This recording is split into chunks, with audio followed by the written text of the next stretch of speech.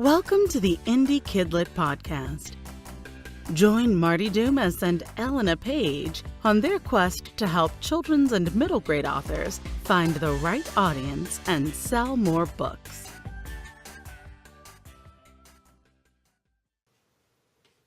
Welcome back to the Indie KidLit Podcast.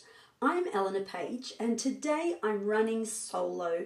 I don't know what's happened to Marty. I am praying that she's completely okay on her end. But I'm actually gloating a little because I'm like, I get to do the interview on my own. Sorry. So I'm just going to, try to ask her intelligent questions for her. I'll try to think like Marty for the day. But thank you so much for tuning into the show once again. And today we have a very special guest. We have an author on, Andi Cann. And every time I think of that name, Andi, I will give your intro first. But I want to say, 'cause Andi Cann. I'll let you answer that in a moment. Let me fill in your lovely introduction. So, after a robust career in business, Andi Cann returned to her first love of creating children's books that make a difference to people's lives. Andi's stories are about children learning to embrace their uniqueness, find friends, or stand up for themselves. She loves art and architecture, so you'll find that her books either feature artists or the illustrations themselves are very artistic. Andi's books include Mr. Hoopy Loops and His Amazing Glass, Mr. Hoopy Loops Meets Rex, a Very Clumsy Boy, Alabama O, The Adventures of Marilyn the Curious Chicken, and The Magic of Friendship Snow. Welcome to the Indie KidLit Podcast, Andi. Tell us a little bit about you and your publishing journey so far. Well, thank you so much. It is such a delight, and I feel like, wow, this is so amazing. It's interesting, the whole journey. I learned about indie publishing when I was hired by Arizona State University to create a course in really the opposite of kids literature, which is my area of expertise in the real world, which is telemedicine and technology and healthcare delivery. And I was trying to figure out, how do I get a really new material to a lot of students? And I started to realize that, I could do that through self-publishing or indie publishing. And at the same time, for the last 10 years, every January when I did my, goals for the year, every year for the last 10 years, it was publish my children's book every year, publish my children's book. And my daughter kind of faked me out. She's telling people, my mother wrote a children's book and published it. I'm like, I had this feel, I haven't actually published it. I've just kind of written it. And it was in writing. I'm not an illustrator. I'm a writer. So with all of my New Year's resolutions, finally this year I said, this is going to be the year. So I bit the bullet and found an illustrator, actually on 99 Designs, and he's from France. I had a contest, and I found him, Fabrice Bertolato. I've actually not met him, but he's brilliant. And we illustrated the first the Mr. Hoopy Loops and His Amazing Glass. And, I had the idea because of a combination of things. One is that I grew up in a glassmaking town. So in Toledo, Ohio area, a lot of the glass makers are there. And it was sort of woven into my life. The Toledo Art Museum has a glass museum. They're at Cedar Point, which is a amusement park. They had glass blowers on display. My dad worked for a glass company. So it was sort of there in the background. And then, of course, I've seen Chihuly and all of his amazing work and art. And so I created the book and put it on Amazon, and it pretty much just sat there like a lump. And they're like, what are these free things? Okay, I'll put it on free. Nothing, crickets. And so I'm like, all right, whatever. So I started reading books. I did a couple of nonfiction books under my real name, Andrea Comenza, and started to realize that there was more to it than just like putting it up there. And so in January, well, before that, I started to get serious. So I started reading a lot of books by a variety of authors, everybody from Joanna Penn to the Right Publisher Repeat Guy, Sean Platt, Mark Dawson, Brian Meeks, Chris Fox, all of them, all the big ones. And I'm like, okay, so in February or January, February, I'm like, I don't know what this BookBub thing is, but I've got 10 positive reviews, so I'm going to send it over. And they said yes. Get out. I am so jealous. What? I know. Beginners, totally beginner's luck. Look. I don't think it's beginner's luck, because I want to, interject and just say, like, your books are beautiful and they feel beautiful. And, I'm a true believer that sort of the aesthetic of who you are comes through. Yeah. Like, you pick the artwork, even if you don't do it, because it reflects you. So they have a very uplifting energy, I must say. Like, when I haven't read them, complete confession, yet, but I will. But they have a very uplifting feel. Like, even, when I read your full bio on Amazon, it has a very, like, if it's a little bit Roald Dahl, a little bit, like Enid Blyton. Like, I imagine I'd get something quite creative and outside the box. So, maybe that's why they gave you that BookBub, not just because it was like... Well, thank you. I appreciate that. It felt lucky, and I almost didn't realize like how amazing it was. And I just did a free BookBub. I had one other book called Mary Lynn, The Adventures of the Adventurous Chicken, and I didn't know about read through. I didn't know about anything, so I had the BookBub, and I remember that morning going, I wonder how this is working out. And I looked at my KDP dashboard, and you know how they have this, like, I was used to the dashboard where it was like 0 to 5. You have 1, you have 2, you have maybe 4. Oh my God, I have 4, And then all of a sudden the dashboard kept like 5,000, 10,000. I'm like, what? And so all of a sudden that day, and then I had also done a Fussy Librarian around the same time, like a few days later. So with the BookBub, I had 14,000 downloads. Wow. And I know. And then with Fussy Librarian, I had another like 300 or 400.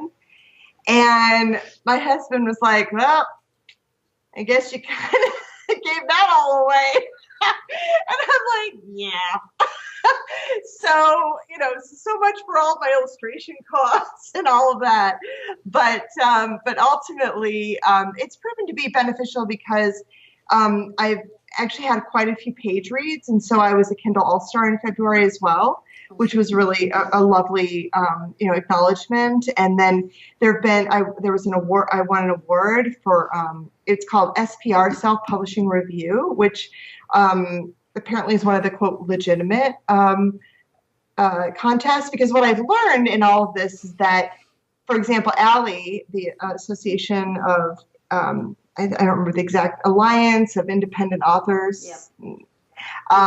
They have a list of the, quote, legitimate and the non-legitimate contests. Mm-hmm. And so it's, considered one of the, quote, legitimate ones. So it was good. I was a finalist. And so that made me feel good. But we're still, it's just, trying to make money with a kid's book is challenging. So I put out the second Mr. Hoopy Loops, Alabama O, and they've all been, it's almost like every book has its own journey. It really is. And you just never know how it's going to.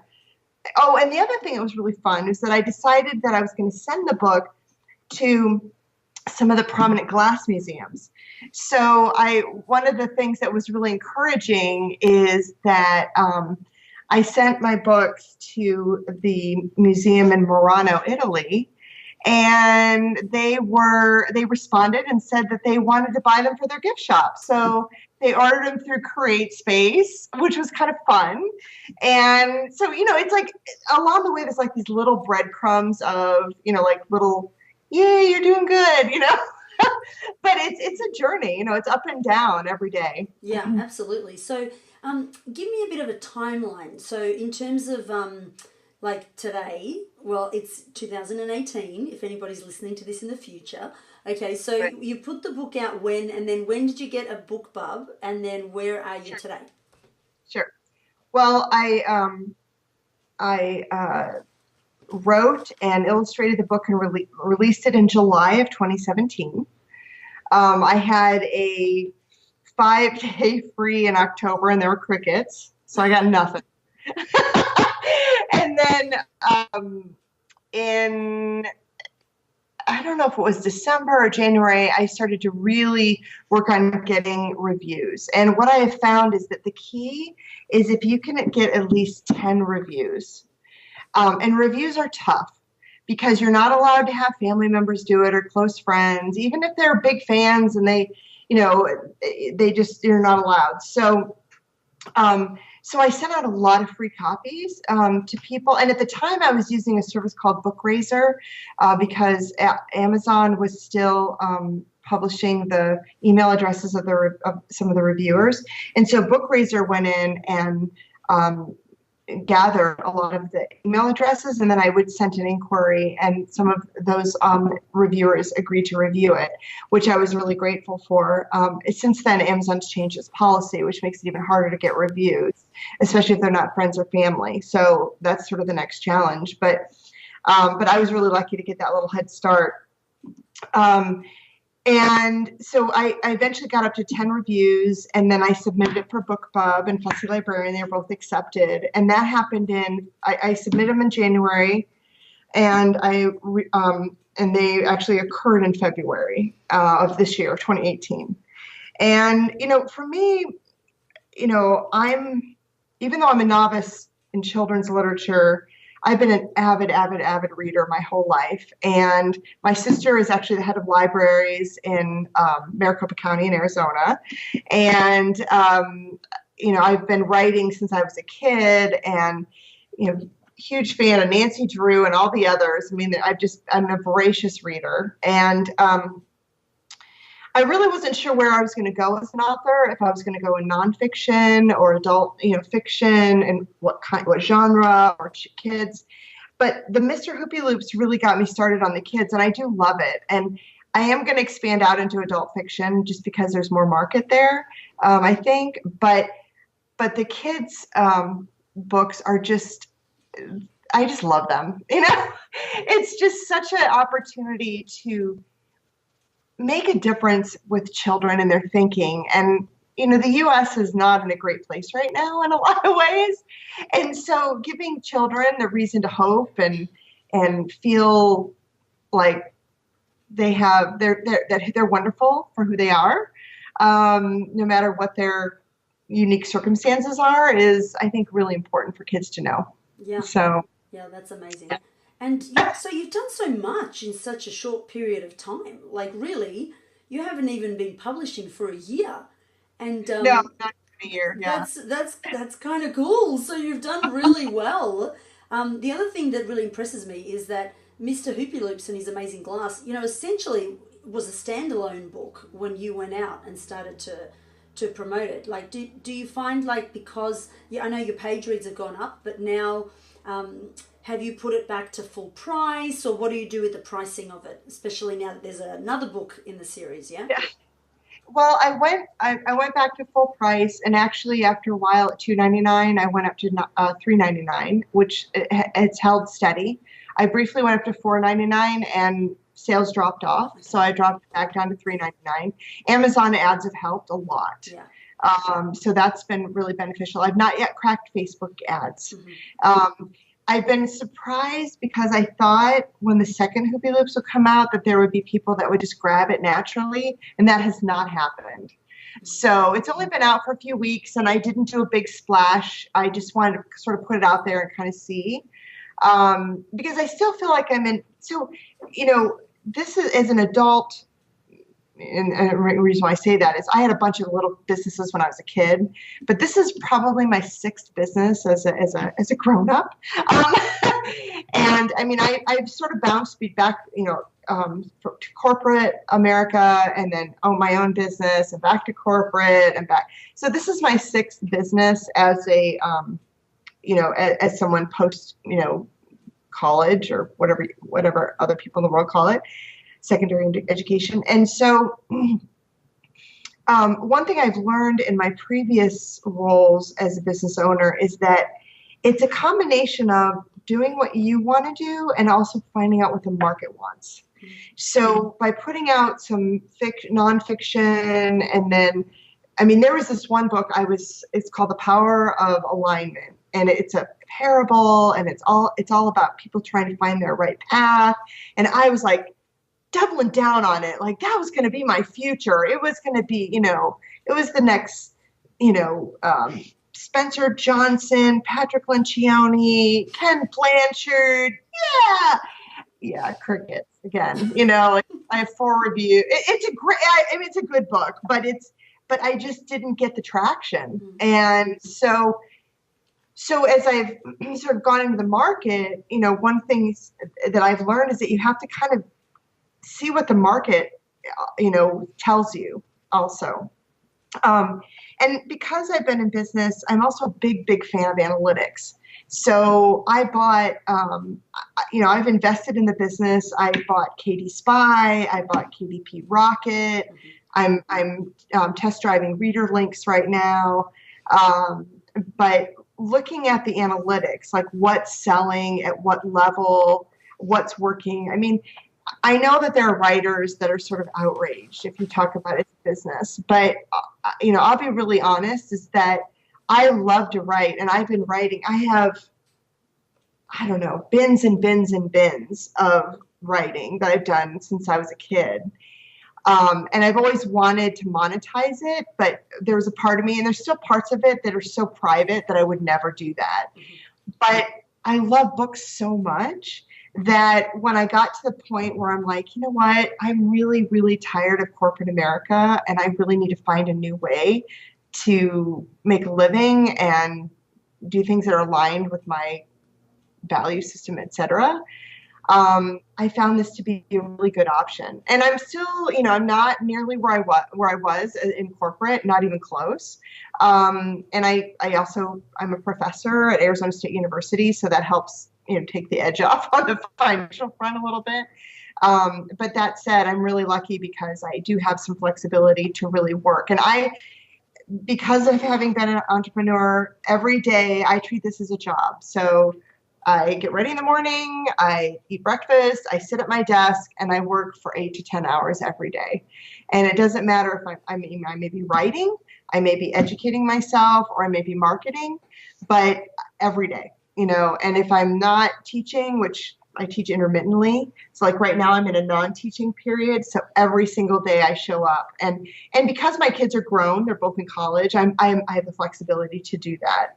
So wow, so you're on it, like all the big names you mentioned in terms of studying them all the right apps and products, you've got them, so you're there, like you're from what I'm hearing, correct me if I'm wrong, like you're on it in terms of particularly the online stuff, and you mentioned a little bit of offline stuff. Excuse my email going off in the background, let me just turn it off.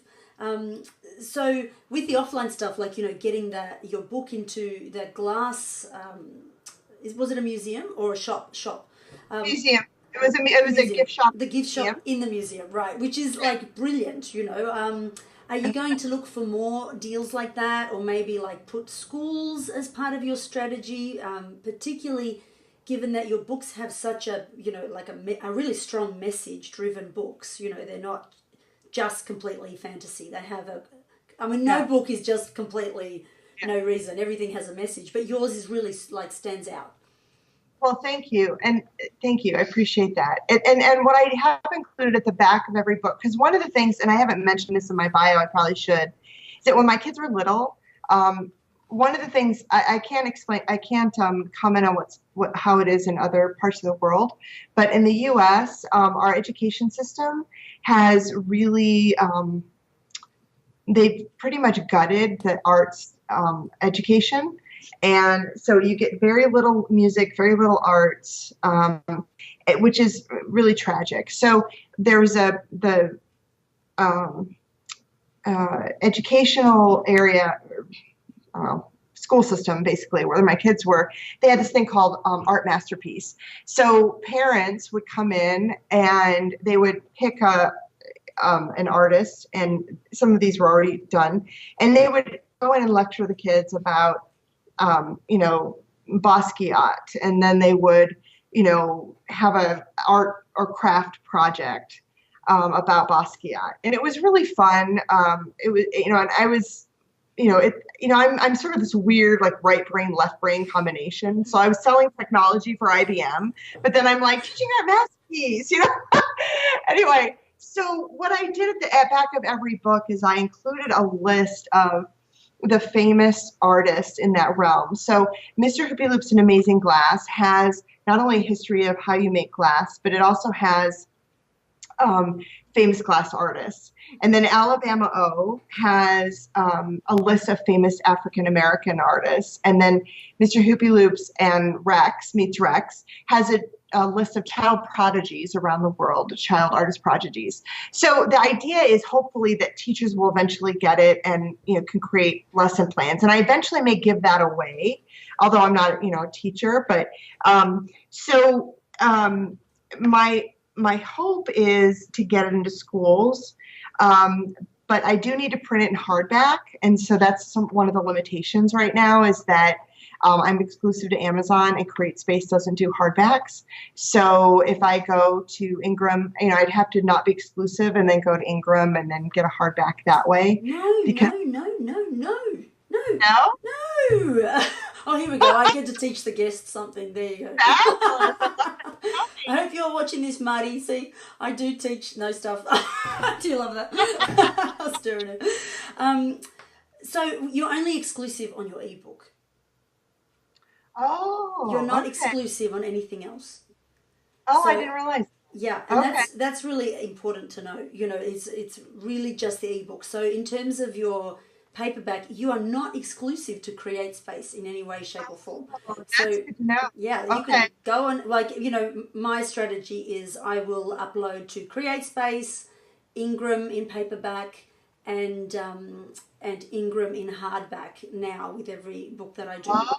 Yeah, so they can go out at once, and you have to untick the extended distribution from the CreateSpace box. Does that make sense? So yes, I have already done that anyway because the money's so high.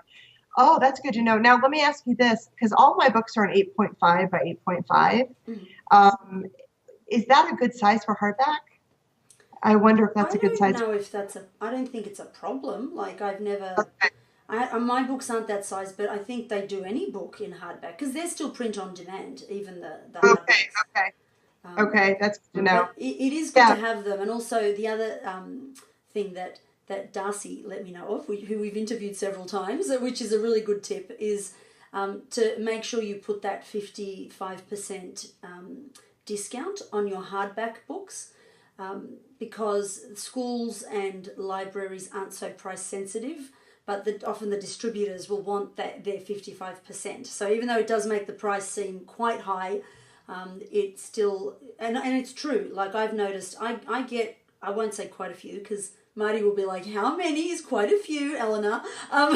Is it 100? I'll get 20 to 30 depending, hardbacks every month or two, just depending what time of the year it is. But I'm surprised, and I think must be schools and libraries that are ordering those because I don't imagine the consumer would. They might be, but they are, quite expensive, especially with print on demand. So you don't have to have that as a limitation. Yeah. Now, have you used Story Monsters at all, the magazine, to promote your product? No, tell me about that. Well, there's a magazine called Story Monsters in the U.S. and I met with I exchanged emails with their, I don't know if it was a publisher or editor or what, anyway. But I subscribed, and they claim that they have extensive distribution among libraries and teachers and parents. And so I've been toying with the idea of doing, and I just like any other ad buy, okay, what are your high, which of the volumes is the most, distributed or whatever. But they've been really good about their covers usually have celebrities or somebody that's pretty well known. Yeah. And it looks like there's some self-publishing, indie publishing, whatever, people in there, as well as some of the big five. So I've been toying with that. And then my plan is also right now is I'm building up an inventory. I have one book out, The Finding or Magic of Friendship Snow. And then I have one in the wings called Counting Christmas. And then I have a third Mr. Hoopy Loops that has a Mr. Hoopy Loop Saves Christmas. It's not done yet. But so what I'm hoping to do, and I'm going to try it out, is to do some fairs and farmers markets and artisan shows in the fall in preparation for Christmas. And what I'm looking at is possibly, because what I see on all the boards, the Facebook boards, is that a lot of people say, oh, I sell a lot of paperbacks at different events. And so I thought I would try it, and I can combine them either as Explore Artists, which is Mr. Hoopy Loops and Alabama O. And there's a second Alabama O coming out as well. And then I could also combine them as the Mr. Hoopy Loop series, or I can do like the Christmas or holiday series. So that's kind of what I'm sort of preparing to do, a big push around the holidays. I don't know if that's when people buy a lot of books but I'm thinking that people buy things for their kids and their grandkids then. And so that's kind of one of the things that I'm building up to as far as offline. And so we'll see. I mean, I have a really good friend who owns a chocolate business, and she started in the farmers markets and she did really well. And then she's all online now, almost, exclusively. But it was a really important strategy for her to get traction. I mean, it's a little different, but I thought it might be, a possibility. Yeah, I don't think it's as different as you think. Like, we've had quite a few guests, I'm trying to think of them off the top of my head now, who sell a lot that way. One of our guests, I can't remember her name for some reason, I've gone into a blank, but I think she'd sold over 50,000 books by doing all different markets, and that was her main approach. And then she'd also do school visits, and that was her thing. She did school visits and markets, and she worked out a system. It's a really good interview to go back and check out. Yeah. So it is definitely, and then I remember interviewing like Stephen, I think it was Stephen K. Smith from memory, and he gained a lot of traction online from doing school visits, because a lot of the schools would then leave him reviews. And so I think there is a much bigger sort of face-to-face part that we need to put in there a little bit more with the kids stuff, which I know I've been a bit slack as well. I'm like, I will do that tomorrow, because it's well, it's one of those things where I feel, I don't know what the age of your children are, but my kids are they're 20 and 22, about to be 21 and 23. So they're the college students. One's about to graduate. And so I'm not really a parent. I mean, I'm a parent, but I'm not really a parent of young kids, nor am I a grandparent. And so, I mean, I still would love the idea of reading to kids. And I actually just bought, I use Moo, by the way, for all of my printed stuff, and not the books, but the, like my business cards and all that. And so I just ordered some stickers from Moo. So when I see kids in the grocery store, or, get your free book at andicann.com, I order those stickers, and I'm going to make some little books that I can sort of give out. But I haven't yet totally gone into the school thing, but I'm not opposed to it. I mean, I think it'd be really fun. And, I think it's the cool thing about this business is that you can kind of go in whatever direction you want to go. And whether it's, and for me, it's sort of a dual purpose. I want to, make a difference with kids. And I also, want to make a living, so I'm trying to figure out what that is. So I'm working on the kids stuff. Actually, this weekend, my husband and I, it was our first anniversary, and we went to California, and there's this place in Carlsbad that has these beautiful flower fields, and which doesn't sound like a big deal probably to most places, but when you're from Arizona, where we live in the desert, it's like a big deal. So we went there, and I talked to a few of the people, and they're like, because Alabama O is a young botanist and an artist. And so they're like, yeah, absolutely. We would love to see her in our stores. And so that's another approach that I'm taking, that maybe there would be retailers where it would dovetail nicely with, you know, and who thinks of, you know, the occasional flower market, but, you know, that's another. So I think that there are ways to get our books, and because it's print on demand, you don't have to carry a lot of inventory, but it does require sales effort, and which I started as a salesperson, so it's not a problem for me. I know some people are very shy. I'm not shy. So you're happy to get out there, and would you say this is as much a question for me, because, you know, I'm always the insecure one of our duo, and I haven't got my confident Marty here today, so little insecure me says, I'm scared to sort of, you know, go out there, and I notice I'm happy to plug other people's stuff, but if it's suddenly my thing and I'm like, I created this, you know, you know, like, whereas you seem to have that confidence, is that because partly, you know, a lot of years, as you said, in business, and is it also because you really believe in your product? You think you've done a really fantastic job? What do you think? Well, that's a really complicated question, weirdly. So I'll be honest. I haven't put anything about the fact that I write kids' books on my LinkedIn profile, right? So if I'm meeting someone in business and with my information technology background, I don't mention that I've written kids' books because I'm afraid of them going, oh, really? Whatever, you know, because I'm afraid of it being dismissed as like not a thing, right?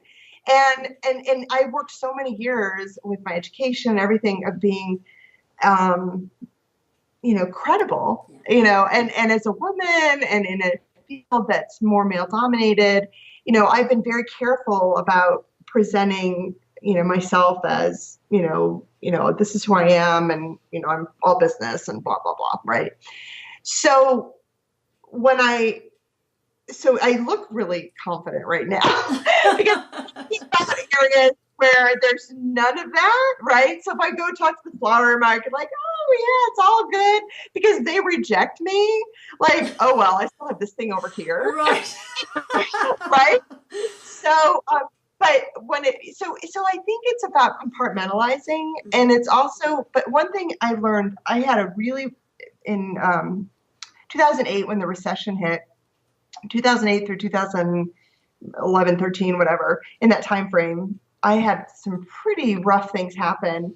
And like every day I was so sad. And I just, because anyway, it's a long story, but I lost pretty much everything. You know, I lost my house, I lost a whole bunch of everything that besides my kids, thank God. And so I try to figure out, like, at the end of the day, what makes me feel that I've had a good day, right? Like if I'm not going to get promoted, if I'm not going to get wealthy, if I'm not whatever, so I came up with these things. One was to make sure that the work I do, I'm proud of. Make sure it's the highest level of professionalism. Make sure that I do something positive or helpful to someone every day, and make sure I learn something every day. And those four things have really, those things changed my life, because at the end of the day, that's really it, right? There's no, oh, I hope this happens and that happens, and I want to be rich or have this house or be with this person or whatever. I mean, it's really about inside, like what makes you proud to, like my mom says, you have to live with yourself your whole life.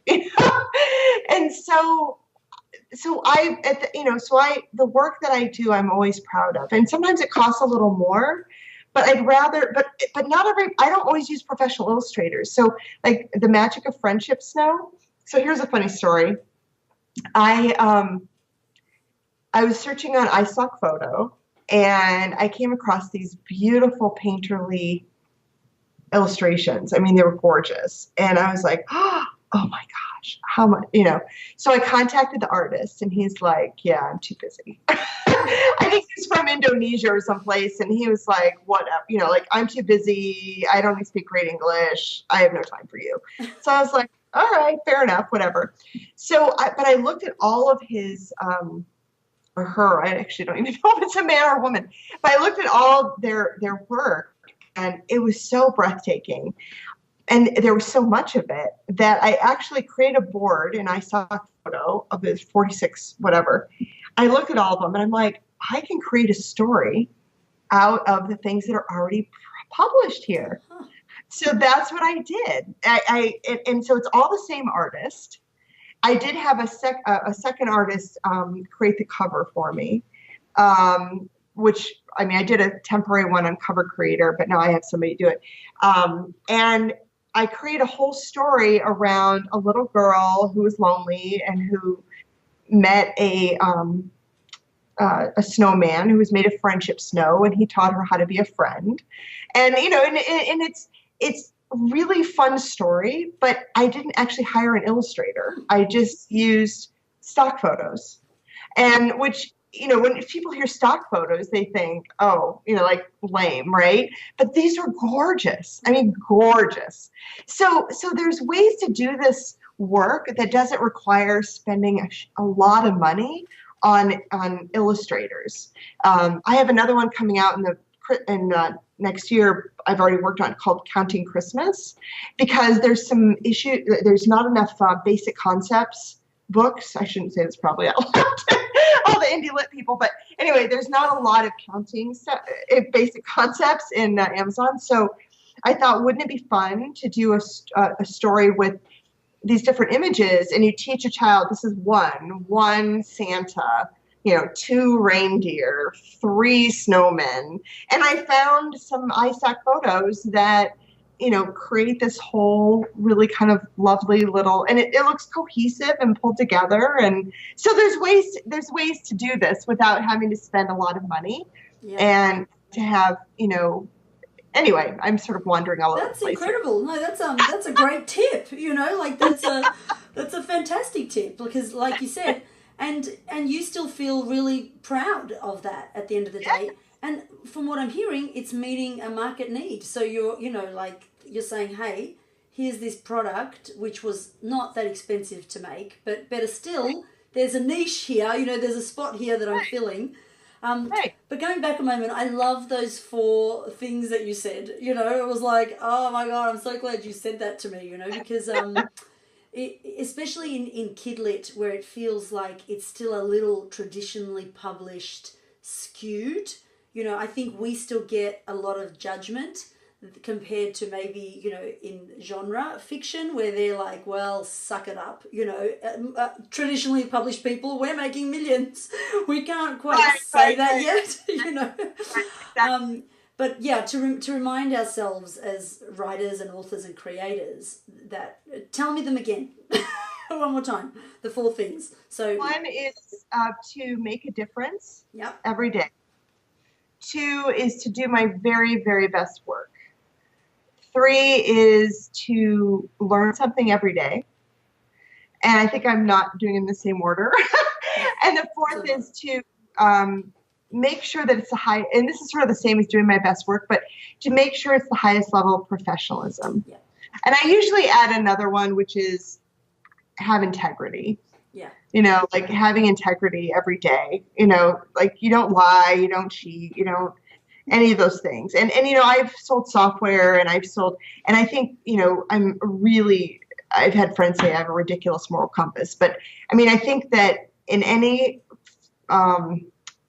venture where there's intellectual property, there's always the risk of ripping off people, or people ripping you off, or people thinking that, oh, this is no big deal. This is just a word or a phrase or a photo. So I always make sure that everything I do is, licensed appropriately, and, on all of that good stuff, because that to me is part of the integrity of the business. Yeah. I think that you're right. It's funny. I was on one of the boards, in one of the independent kids boards, or it wasn't independent kids. It was it's like the prompt was, "What do you hate about indie authors in KidLit?" Oh my goodness! It just cracked me up because they were like, oh, this and that and whatever. And I thought, wow, there's a lot of people, I don't even care. It's just like, whatever, because the thing is that even if one child reads my book and says, hey, I'm a different kind of kid, but Mr. Hoopy Loops was different, and look what a cool thing he did, or Alabama O was, her teacher wanted her to change, but she found a way not to have to change. And she's like her wonderful self. And, I think that's an important message. And, my goal would be to have a book, whether it's Mr. Hoopy Loops or something else, that's like one of the beloved favorites, of course, as kids literature, we're like, I would love to be, like one of my most favorite books is, the one with the little boy with the toilet paper, Love You Forever. Oh my God. I remember reading to my son. I could not read it to him without crying. And so, I would love to have one of my books eventually be a beloved favorite. But in the meantime, if it inspires kids, and you just don't know, it's like we're planting seeds. Yeah. And I don't think that there's any, requirement that you have to be a traditionally published book in order to create something that really makes a difference for people. Yeah, exactly. Tell me, do you do mailing lists with your kids' books? Because I've heard debate, is it worth it with kids' books to have a mailing list? How's it going for you? Well, that's a really good question. I am in the process of learning and evaluating. I was a little bit sloppy, to be honest, about coming up with my author platform. And because initially I thought I was going to do nonfiction, so I did one under my real name, and it was sort of sat there. And then initially, even very, very before, I thought, well, maybe I'll do my own publishing company and I'll help other authors. So I actually completely built out the website called Mindview Press. And I've gotten a lot of authors asking me to publish them. I think just because I'm one of the list, not for any other reason. And but I decided that I didn't know enough to really be of service to anyone else. And plus, I really wanted to do my own thing. So I bit the bullet recently and paid for the Mark Dawson course, the SPF 101. And because I was, initially I was thinking, well, maybe I should do the nonfiction one, or, there were a number of them. They're free ones, and I read a lot of books, and but I decided to do the Mark Dawson, and I'm really glad I did, because it's very straightforward, and the tech library alone has a way to create a website that's powerful. And so I just got my mailing automation done. I'm giving away a free book. I have MailChimp as my mailing list provider.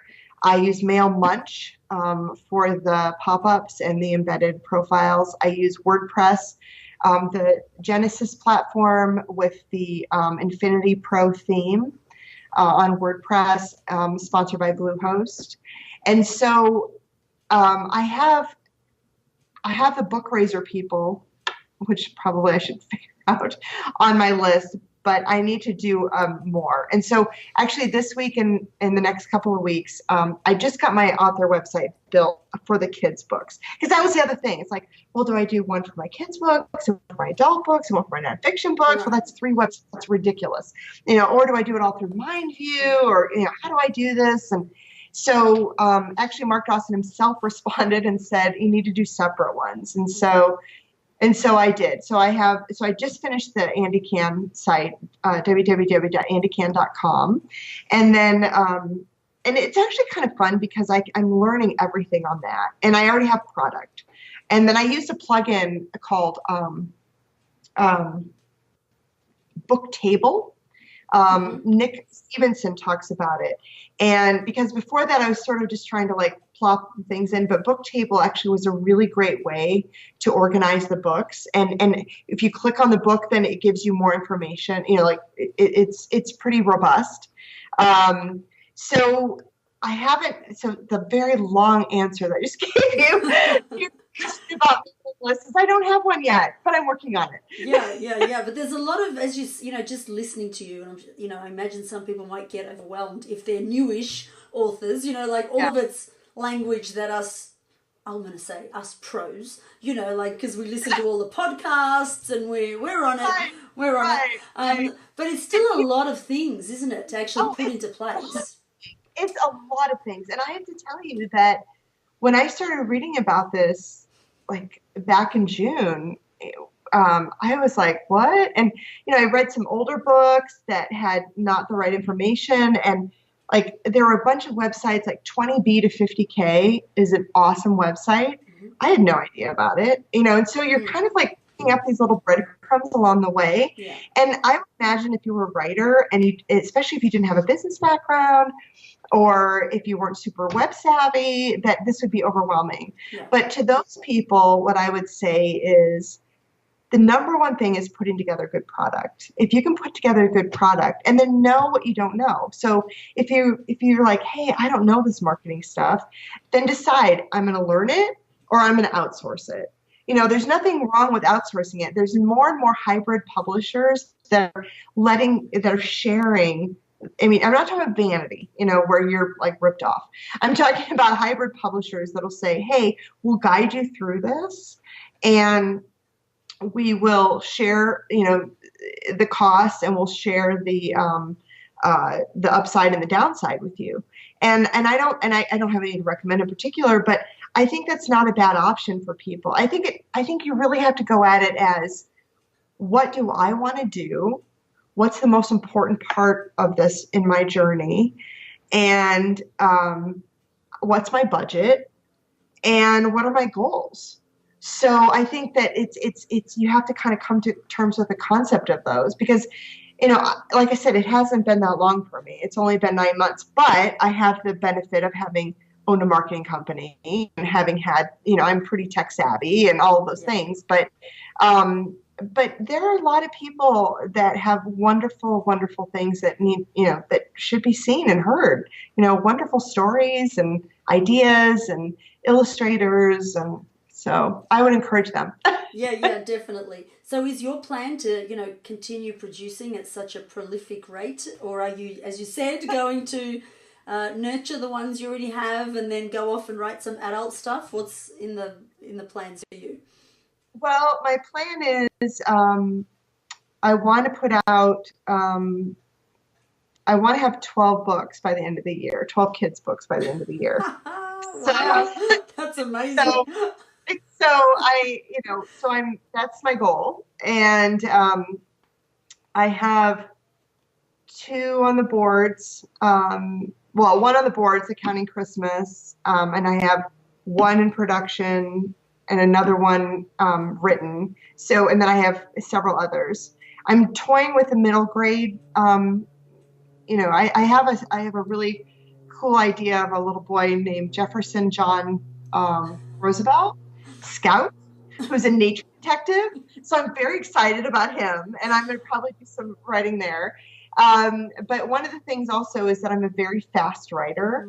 And I learned that when I had my marketing business, we did a lot of writing for people, and we charged, normal marketing rates. But my consolation to my clients was that, we charge this amount of money, but we put out a lot, for the money, and they agreed. So I learned to write fast, which helped a lot.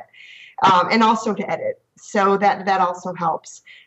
So I'm going to continue to do the kids' books, but I'm outlining my first adult fiction book, as it'll be a thriller or suspense, as we speak, because, I feel like, well, this is total side story, but I'll just say, I know we're over time, but so when I was in high school, I was a really good student. And I wanted to be a writer. I wanted to either be a writer or I wanted to go to New York and work in the publishing industry. I mean, I was like, that's what I want to do.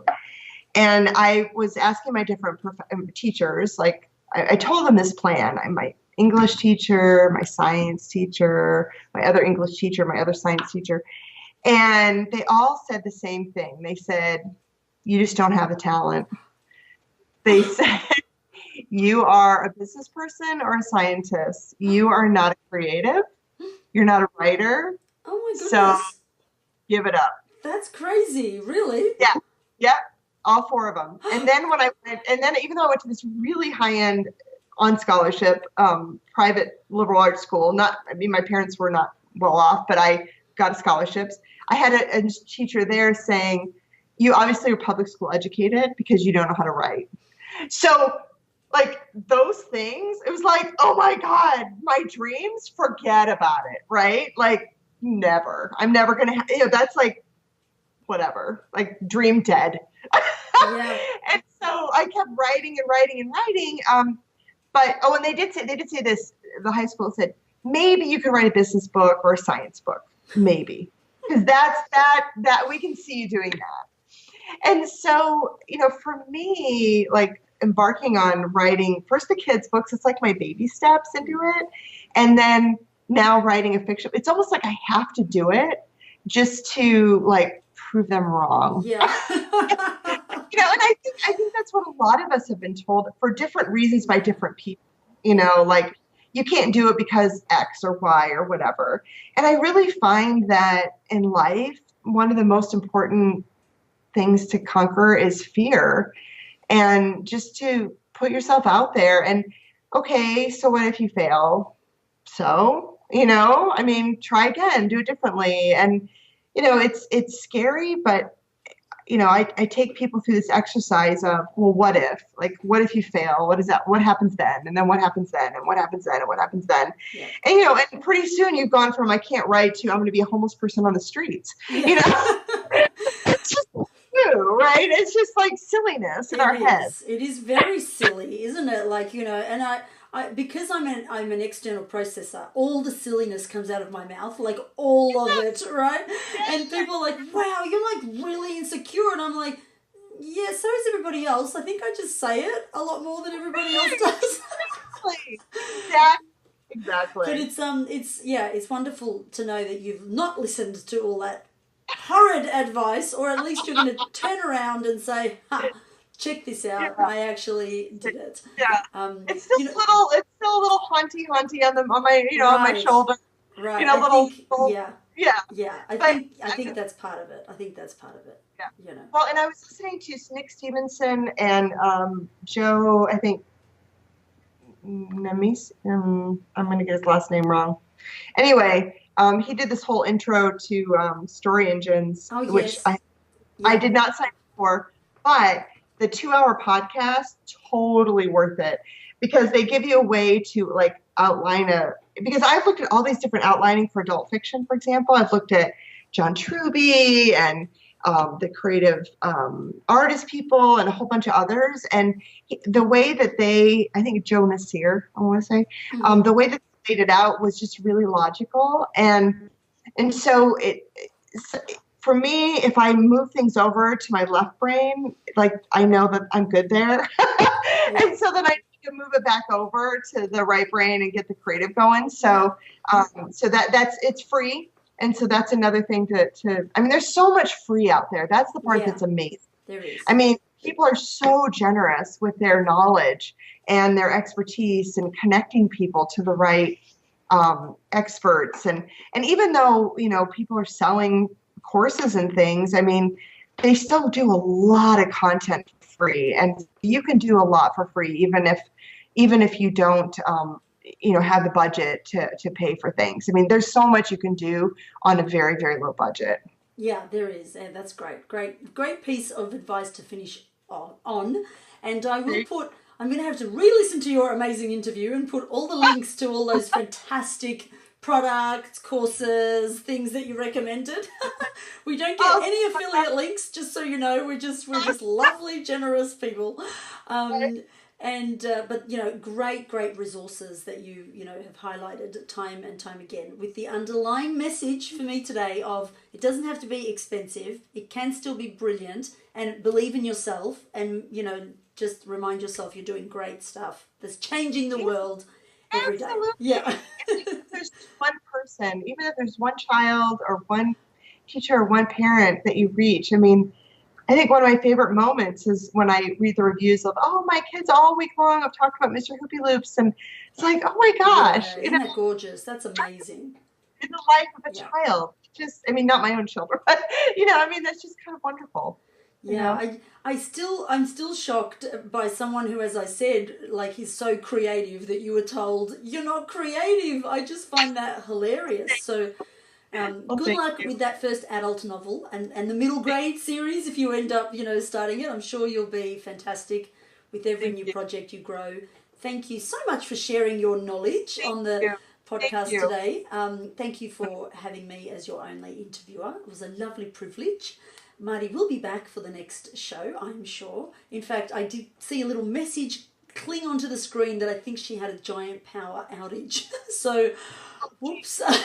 That's, I think, what happened. So she didn't sleep in. That's what I do. I sleep in. If I'm not on any podcast, it's because I never get up for anybody. Whereas she's up at 3 o'clock in the morning. She's a workhorse. So she's amazing. We did miss you, Marty, but you'll be back next time. Thank you again so much, Andi. And tell people where they can find you.